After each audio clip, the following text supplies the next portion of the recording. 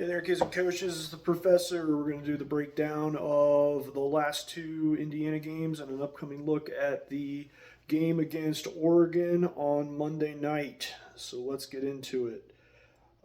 First off, we're going to take a look at the USC game. USC game was on the West Coast swing following the UCLA game. What did I see there? Well, IU lost. I actually thought that IU might pull that one out, but USC had a pretty stalwart home record of 12 and 0, and then moved to 13 and 0. So they've been playing pretty well at home, and IU's overall record was, I believe, tied with them both in conference and overall going into it. But couple things that I liked that I saw. Again, we're sticking with starting Dorn and making some pretty quick rotation and some pretty quick substitutions if our shooters aren't looking great. Where did that show up? Well, to be honest with you, that game was a very, hopefully the last stint of Tucker DeVries just shooting absolutely abysmally. I mean, absolutely driving down the team's field goal percentage as well as the 3-point percentage for the team. So, we're sitting at a 28% free or 3-point percentage for that game, 10 to 35. So we're still ripping a ton of threes, but we were just absolutely not hitting anything. Points in the paint kind of showed up. That's where I actually thought that we would lose that game. Points in the paint were tied at 28-28. So we were seeing some oddly decent amount of points per paint that hadn't been showing up. But when we look, starting forward, Sam Alexis with 8 points, better than he had been doing, but only 2 rebounds. And I mean, this is the guy that jumps the ball for Indiana. So you got to be looking for more defensive rebounds. You got to be looking for more offensive rebounds and production out of him. Nick Dorn with only 6 points. If Tucker DeVries, who only had 5 points, he's getting less than 10 points, Dorn has to be on in order for the team to pull out a victory. Lamar Wilkerson, he had 33 points, so he was shouldering that whole game by himself. Unfortunately, it just wasn't enough. But we do see some decent minutes out of Reed Bailey with 8 points, Trent Sicily with 3 points, Tatum Connerway with 7 points, and Josiah Miles had 2 points off the bench. So I'm liking the rotation of doing Sam Alexis, Tucker DeVries, Nick Dorn, Connor Enright, and Lamar Wilkerson. I think that the biggest mistake that Coach made in this game, Tucker DeVries got 37 minutes, and my guy only produced 6 rebounds, 5 assists, 5 points. I think that you definitely have to recognize when your son is just ice cold as ice cold, and bring in, let Sicily eat up some of those minutes. Let Josiah Miles get some more time. I mean, Josiah's been pretty decent in the minutes that he's shown. He's not getting a huge amount of minutes. I mean, he's averaging less than 10 per game, but he's coming off the bench and he's at least giving a new look to the offense on the floor, which is in turn generally generating some outside shots from somebody like a Wilkerson who had 33 points during the game that can shoot. This 75 to 81 loss at USC squarely on Coach and DeVries, letting DeVries play 37 minutes and just not producing anything.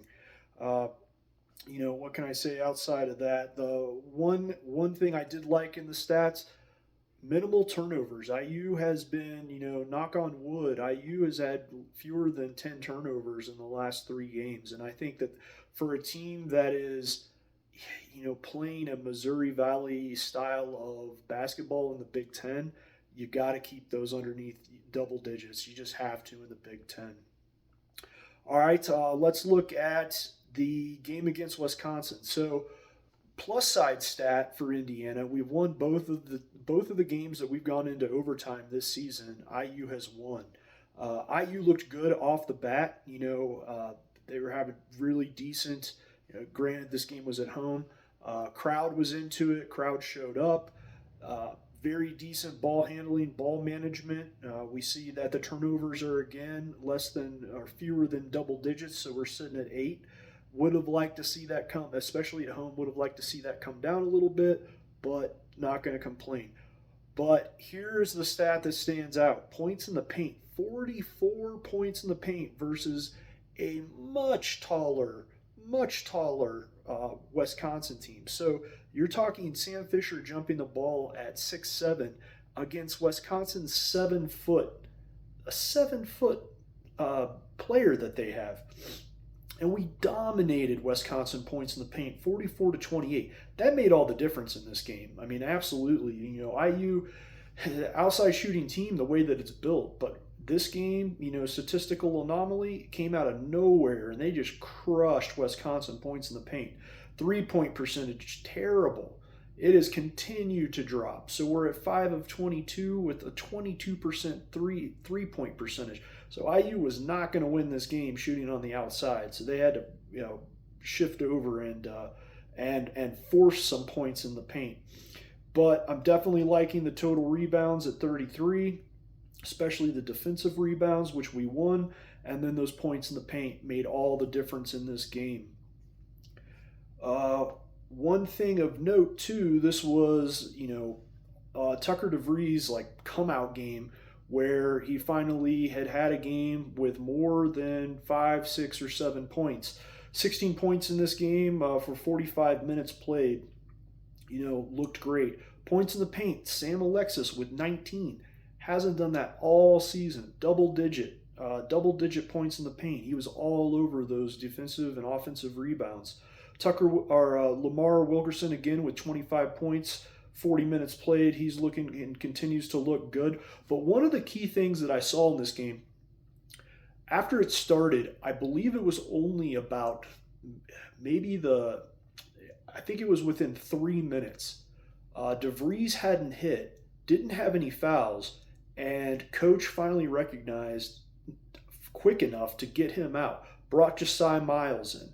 Josiah Miles in this game got 24 minutes. He got a couple minutes right there at the beginning, but he was getting subbed in more and more. Now he only provided 4 total points for the team, but he had the third most rebounds, which again, going back to this game and what made the difference, we were not hitting anything from the outside.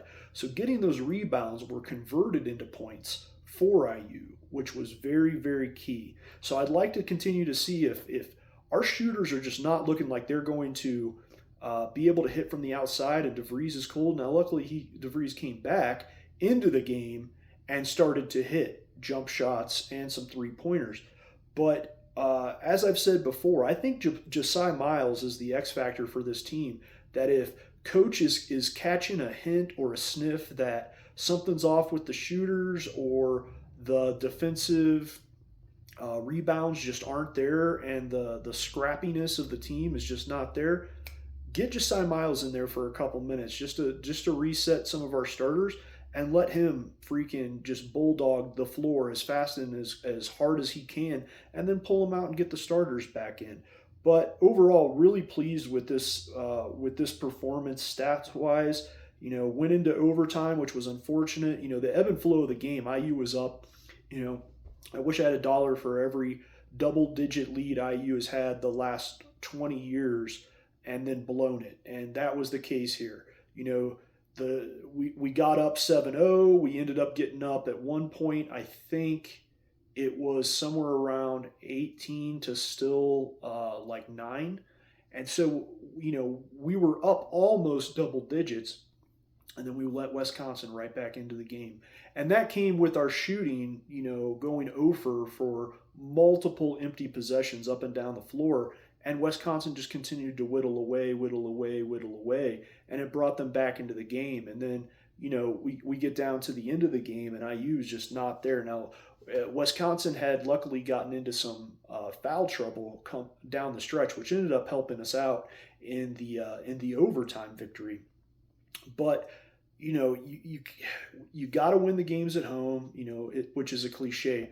But the games at home where you have the crowd in it and you have a team reeling and down almost double digits, you gotta go for the throat, and you gotta be out for blood, and you cannot let those teams back into it. And unfortunately, that's just one of those things that IU traditionally hasn't been good at for the last couple seasons. But looking at it this year, we've seen it, time and time again. I've seen it like 3 times this season. And so they're getting better at it. They're at least holding and being able to continue to compete, which is good. But we're getting into crunch time every week right now. Every game is practically a game we have to win just to stay on the bubble. And winning, against USC would have really, really helped. Really helped our chances of that. And unfortunately, we lost by 6. But we do end up pulling away and being able to win in overtime, 77-78 against the Wisconsin Badgers. Same ranking, or same stats as Indiana with 16-8, and now Wisconsin moves to 16-7. So what do we have coming up? Well, we have Oregon coming up. Must win, absolute must win game for the Hoosiers. Oregon sits at the bottom, second to last in the Big Ten. It's going to be a home game, so they're going to be, West Coast to Midwest, going to have to be traveling. I like the Hoosiers' chances at this, but we can't rest on our laurels. Like I've said, keys to winning this game. If the shooters come out cold, get a spark plug in there to at least get us some boards and at least try to feed Sam Fisher or feed Connor Enright, or all being Tucker DeVries. Let's talk a big gap. Hopefully Nick Dorn comes back this next game. Nick Dorn, starter with 28 minutes, 0 points. And so that's exactly where your Josiah Miles or Trent Sisley have to come in, or Connor Enright have to come in and be able to pick that up. And, we look at Connor Enright, 39 minutes with only 11 points. A majority of the points for this game that won it for us were those points in the paint from Sam Alexis. And so, going into this Oregon game, I like the home court advantage. I like the trajectory of the team, but we absolutely have to keep the turnovers to a minimum. I want to see them below 5 this game. We have to increase our free throw percentage. It was not the best the last 2 games.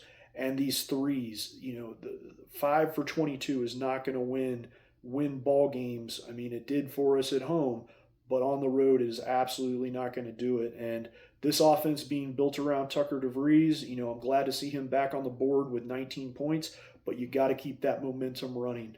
I think if Tucker shows up, I think if Nick Dorn scores more than 0 points, and you plug in Josiah Miles as quick as they did during the game versus Wisconsin, I think we've got a great chance to win this game, move to 17-8, and start to look at not being a team on the bubble, hopefully with a couple more key victories the rest of the season.